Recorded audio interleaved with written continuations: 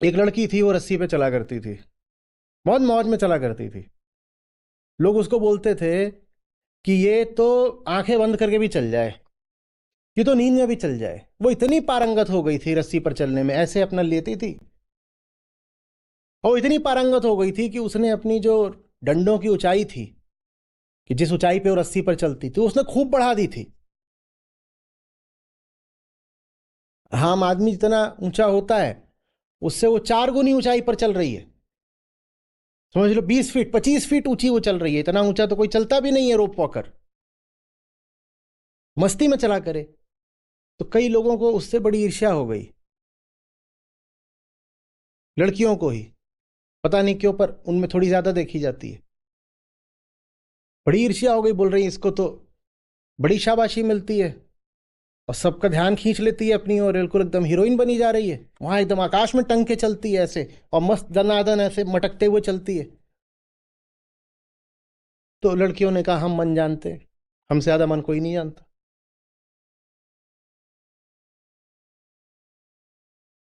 अगली बार जब वो वहां चल रही थी, तो एक लड़की इधर से और एक लड़की उधर से, उसको पता है क्या बोलती है? 25 फीट। एक बोलती है 25 फीट उधर से, एक बोलती है 25 फीट उधर से। वो 25 फीट की ऊंचाई पे चल रही थी, वो गिर गई। इन्होंने उसके मन में भविष्य डाल दिया। इन्होंने वही कर दिया जो अभी आप कर रही हैं, कि कल मेरा क्या होगा, अगर मैं गिरी तो मेरा क्या होगा, बताओ मुझे बचाने वाला कौन है। वो गिर गई। वरना वो हंसते खेलते आंखें बंद करके पार कर जाती थी, मौज करती थी। ये सवाल दिमाग में आया नहीं कि वो गिर गई।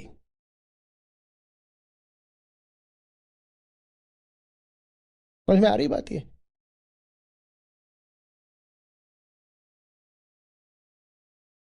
चमत्कारों की भाषा में इसको ऐसे कहा जाता है कि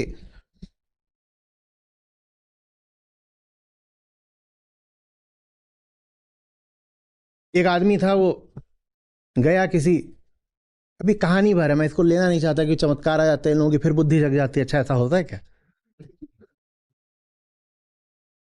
तो गया बाबा जी के पास, बाबा जी मेक्स अ रिटर्न, अनरिलेंटिंग बाबा जी। तो बाबा जी के पास गया, बोला बाबा जी क्या सिद्धियां होती हैं? बाबा जी बोले बिल्कुल होती है, क्यों नहीं होती? बोले बाबा जी ये नदी है, क्या मैं इसको चल के पार कर सकता हूँ? बाबा जी बोले बिल्कुल पार कर सकते हो। बोले बाबा जी करा के दिखाओ। बाबा जी बोले क्यों नहीं बच्चा। बाबा जी थोड़ा सा पीछे को मुड़े, एक कागज निकाला, उसको ऐसे मोड़ा और बोले ये लो बच्चा अपने हाथ में, और कागज अपने हाथ में ले लो और नदी पे चलते हुए निकल जाओ। बच्चा बोला अच्छा बाबा जी बिल्कुल हो जाएगा। बाबा जी बोले हो जाएगा बच्चा, बोला मुझे भरोसा आप पे, तभी आपके पास आया हूँ। अब वो अपना दनादन दनादन नदी पे चलने लग गया। हाथ में कागज है, उसको बड़ा मजा आ रहा है, नदी पे चलते हुए निकल ही जाऊंगा, एकदम मौज है, चलता भी जा रहा है। बोले बाबा जी की सिद्धि, बाबा जी बोल दे ना हो कैसे होगा। अब बाबा जी ने क्या बोला था उसको? बाबा जी ने उसको बोला था कि इसमें मैं तुम खास मंत्र दे रहा हूं, खास मंत्र, और ये जो मंत्र है यही तुमको पार करा रहा है। वो मौज में चला जा रहा है। बिल्कुल बीच में पहुंचा तो उसको विचार आ गया। बोले मंत्र है क्या? क्या मंत्र है? तो उसने मुट्ठी खोल ली और कागज ऐसे गुड़ी मुड़ी कर रखा था बाबा जी ने, उसने खोल दिया। बाबा जी तारीफ हो रही, खुश हो जाओ आज। तो उसने खोल दिया, वो कागज खोला, उसमें कुछ नहीं लिखा हुआ था। बाबा जी ने ऐसे ही कागज फाड़ के ऐसे करके दे दिया था, और जहां उसने देखा कुछ नहीं लिखा है, हाँ वो डूब गया। कुछ बातें ऐसी होती है दिमाग में आनी नहीं चाहिए। वो दिमाग में आई नहीं कि गिरे कि डूबे।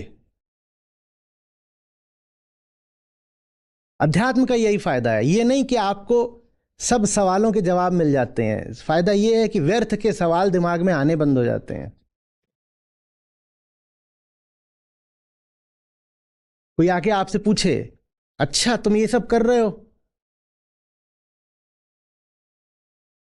बताओ इससे आगे क्या होगा, तो आप बहुत अचकचा करके बस इतना कह पाते हो, ऐसा तो मैंने कभी सोचा नहीं। ये एक आध्यात्मिक आदमी का जवाब होता है, ऐसा तो मैंने कभी सोचा नहीं। कृष्णमूर्ति थे, एक बार पकड़े गए एकदम, बैठे थे और जितने बाबा जी लोग हैं सबको एकदम दंदना रहे थे, बोल रहे ये है वो है, तुम मास्टर को अथॉरिटी बना लेते हो और ये गुरु चेला का तुमने रिश्ता बना रखा है और nobody should be learning from the other. There is nothing to learn from सारा another. जो प्रकाश है ज्ञान से अपने भीतर से आने होता है. बी योर ओन टीचर, खुद को ही करो, किसी दूसरे की सुनने की जरूरत नहीं है. क्या जानता कोई दूसरा? तो एक खड़ा हो गया, वो बोला पर सर किसी दूसरे की सुनने की जरूरत नहीं है, तो आप हमें पूरी जिंदगी क्यों सुना रहे हैं? तो एकदम घबरा गए.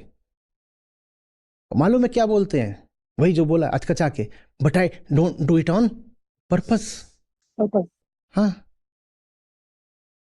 सोच के नहीं करता, हो जाता है. और सोच के करूंगा तो न जाने कितनी गड़बड़ें हो जाएंगी. जो मैं बोल रहा हूं वही बदल जाएगा. सोच के नहीं करता तो हो जाता है. फिर आगे बोले, जाने उसी मौके पे या कहीं और.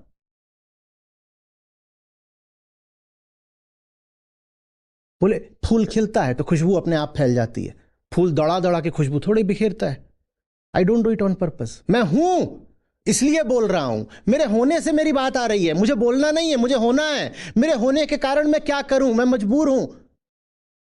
मैं बोल जाता हूं, मुझे पता ही नहीं चलता. मैं बोल जाता हूं. मैं रोकूं कैसे? मैं बोल जाता हूं. जैसे गुलाब का फूल अपनी खुशबू नहीं रोक सकता, वैसे ही मैं अपने वचन नहीं रोक सकता. मैं बोल जाता हूं. मैं सोच के नहीं बोलता. और सोच के बोलोगे तो गड़बड़ हो जाएगी. सोचना माने भविष्य आ गया. विचार हो और कामना ना हो, विचार हो और भविष्य ना हो, ये संभव नहीं हो सकता. कुछ में हरी बात. और लोग चाहते हैं कि जिंदगी में जो कुछ हो वो सोच के किया जाए. रिटायरमेंट के बाद क्या होगा?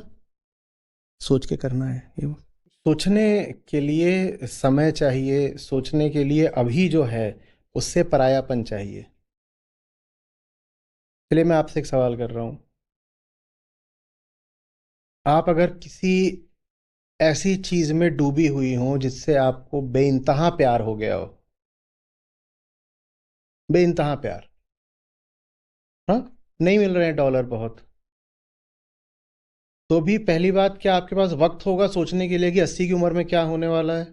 दूसरी बात, कभी कोई दूसरा आकर आपको ये बोल भी दे कि 80 में तुम्हारा क्या होगा, तो इस बात से आपके और उस चीज के रिश्ते में फर्क पड़ेगा जिसमें आप डूबी हुई हैं?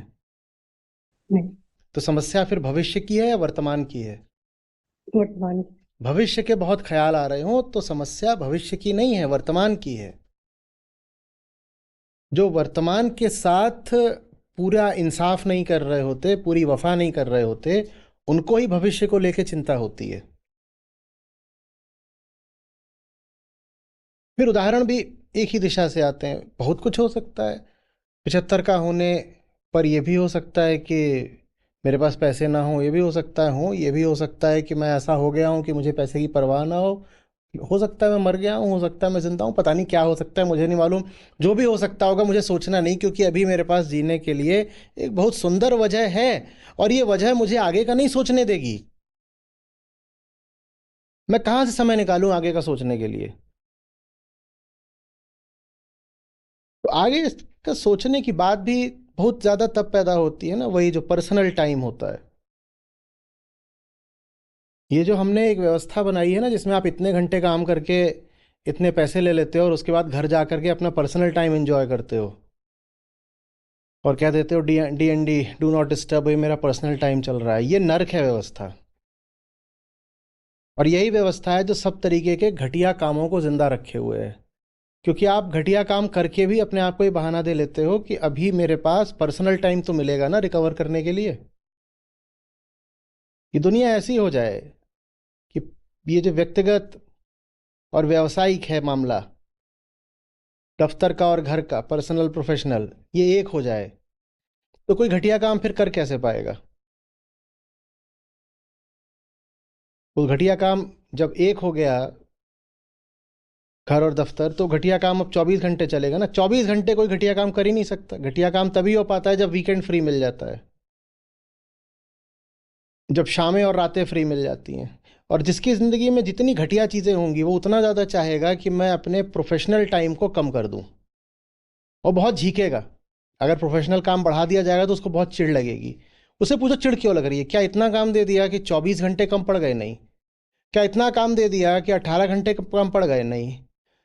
तो फिर ये जो काम है, ये काम तुम्हें बाधा किस जगह दे रहा है? कहेंगे वो और मेरे और भी तो काम होते हैं ना, वो भी करने हैं मुझे, और भी तो काम करने हैं ना मुझे। इस पे इधर मुंह डालना है, इधर करना है, इंस्टाग्राम पे कुछ करना है, घटिया किस्म की चीज़ें इकट्ठा करनी है, उनको नॉलेज बोलना है कि मैं भी तो अपनी पर्सनल चीज़ का नॉलेज लेता हूँ।